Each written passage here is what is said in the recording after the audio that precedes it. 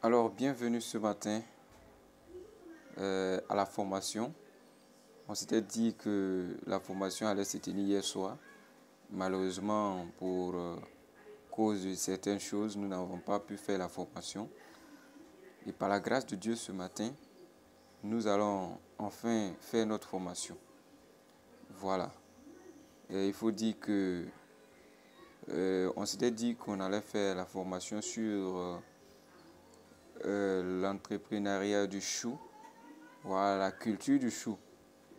Comment cultiver le chou, comment réussir à notre culture de chou, peu importe le lieu ou la localité que nous sommes en Afrique. Voilà, je répète encore une fois de plus que nos différentes formations sont adaptables aux différents sols de l'Afrique, surtout l'Afrique occidentale où nous sommes, l'Afrique de l'Ouest.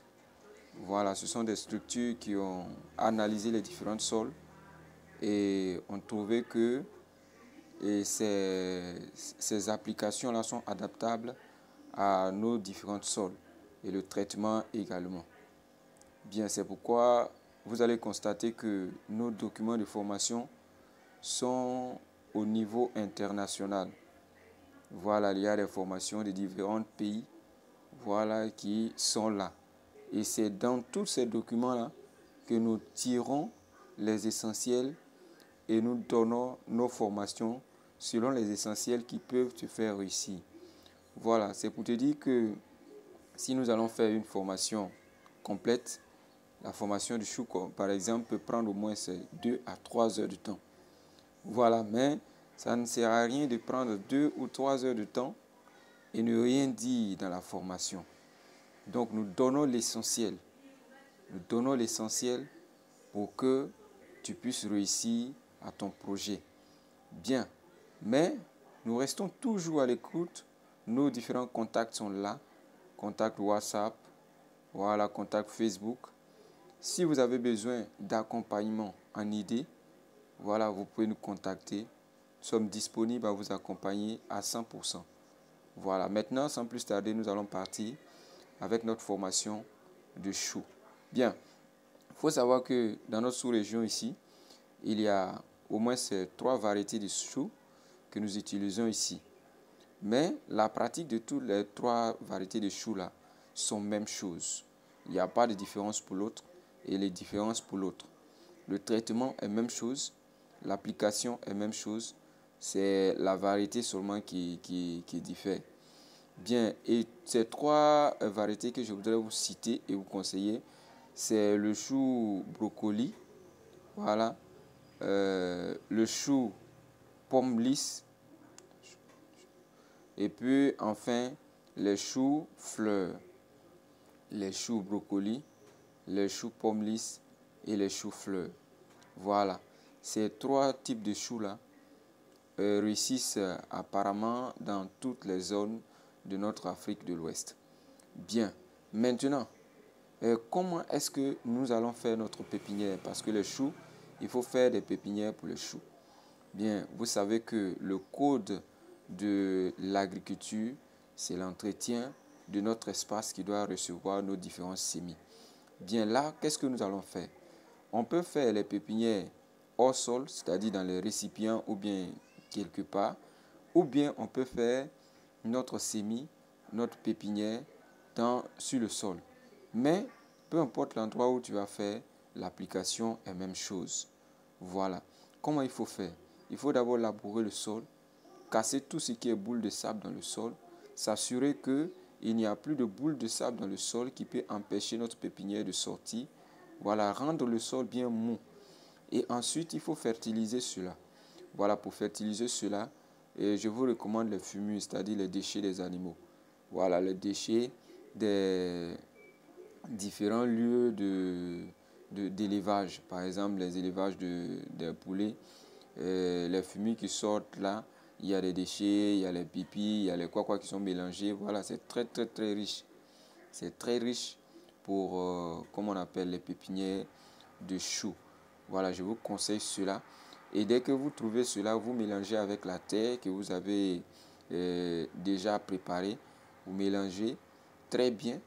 Voilà, ne pas le mélanger à la légère, mélanger ça très bien. Et puis ensuite, vous arrosez. Quand vous finissez d'arroser, ne mettez pas vos semis le même jour. Voilà, vous arrosez, vous laissez dormir. Et le lendemain, vous venez placer vos différents semis à l'intérieur de votre place que vous avez préparée. Bien, les semis peuvent être mettre en ligne ou bien vous pouvez le mettre en volée. Mais surtout, ne les entassez pas. Ne les mettez pas, comment on appelle, en grand nombre dans un seul lieu. C'est pourquoi je conseille même qu'on ne mette pas ça en volée et que vous essayez d'espacer un peu en les sémant dans votre lieu de semis. Bien, ensuite, quand nous finissons de faire notre semis, il faut le fermer comme d'habitude les autres plants, ceux qui ont les palmes comment on appelle ça? Les feuilles de palme. Voilà, vous mettez les feuilles de palme au-dessus de votre pépinière. Pendant au moins 3 jours, vous mettez dessus et puis vous arrosez simplement pendant 3 jours. Et ne dépassez pas les 3 jours. À 3 jours, vous enlevez parce que là, les pépinières ont commencé à germer.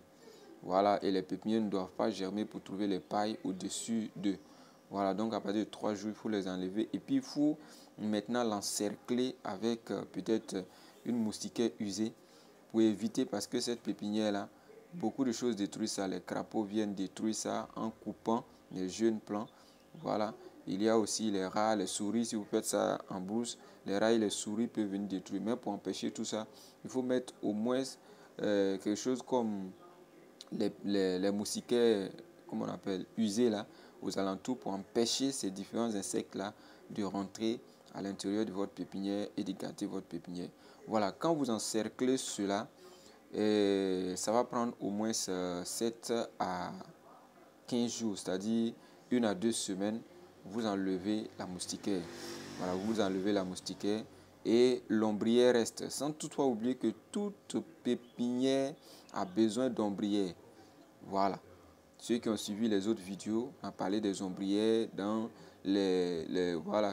dans les pépinières. Toutes sortes de pépinières, quelle que soit votre pépinière, vous devez faire une ombrière au-dessus de la pépinière. Vous enlevez la moustiquaire et puis vous laissez l'ombrière maintenant.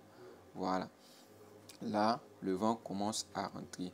Maintenant, quand nous avons réussi à notre pépinière, nous allons passer maintenant à la préparation de notre terrain qui va recevoir notre pépinière. Bien, pour le terrain, il faut labourer le terrain. Ne pas utiliser nos pépinières pour aller planter sur le terrain dur.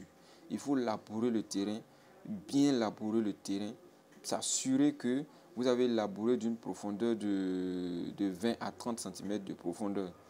Voilà, casser les différentes choses qu'on appelle couches de sable. Là, on n'est pas obligé de tout casser, mais quand même, il faut rendre les parties que vous allez planter votre pépinière bien propre et bien mou. Voilà, donc il faut faire cela. Et puis ensuite, il faut fertiliser cela. Voilà, et pour fertiliser, on a besoin de fumure, voilà, et puis de l'engrais NPK 15-15-15. Voilà, vous mélangez pour 10 mètres carrés, pour l'engrais NPK, pour 10 mètres carrés, il faut prévoir au moins 200 grammes pour 10 mètres carrés. Voilà. Et puis bon, pour les fumures, c'est-à-dire les déchets des animaux, bon, ça, pour 1 hectare, il faut prévoir au moins 3 à 4 tonnes de fumure. Parce que ça ne se met pas une fois. Voilà. Donc, vous préparez votre terrain avec ça. Voilà. Les 3 à 4 tonnes de fumure, vous pouvez utiliser 2 tonnes de fumure pour préparer votre terrain avec l'engrais NPK que j'ai dit là. Voilà. Et puis vous gardez les deux autres, comment on appelle, les deux autres tonnes. Parce que quand les plants vont grandir, vous allez encore en ajouter. Bien. Donc, quand nous avons fini de préparer notre terrain maintenant, nous allons passer au planting. Maintenant, au planting, il faut respecter entre les plants 30 cm de différence, voilà, de décalage. 30 cm de décalage, voilà. Surtout, dans ce plan-là, les lignes sont beaucoup doublées. Voilà, les lignes sont doublées et c'est ce qui est normal.